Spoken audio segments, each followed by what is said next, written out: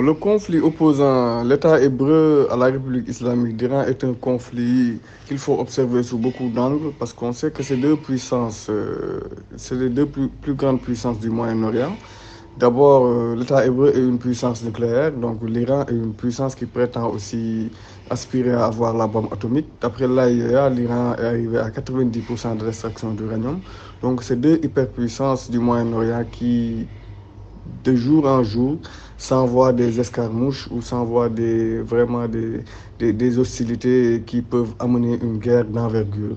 Donc, il se trouve que l'Iran a mis en place une doctrine de la contre-offensive.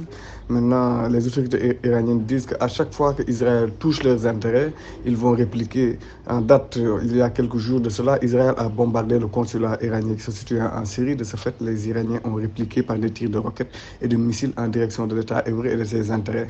Donc, il y a quelques années de cela, en 2020, le général Qassem, l'un des plus grands officiels iraniens, a été tué en Irak par vraiment les Israéliens et peut-être l'armée américaine. Donc, il y a un conflit qui les oppose.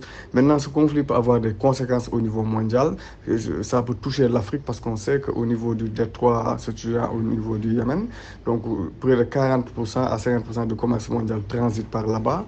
Et les plus grandes frettes et marchandises passent par là-bas. Et donc, sur le plan économique, ça peut toucher tous les continents de notre planète, à savoir surtout l'Afrique, parce que l'Afrique, on sait que transite beaucoup avec le Moyen-Orient, avec l'Europe, ainsi de suite.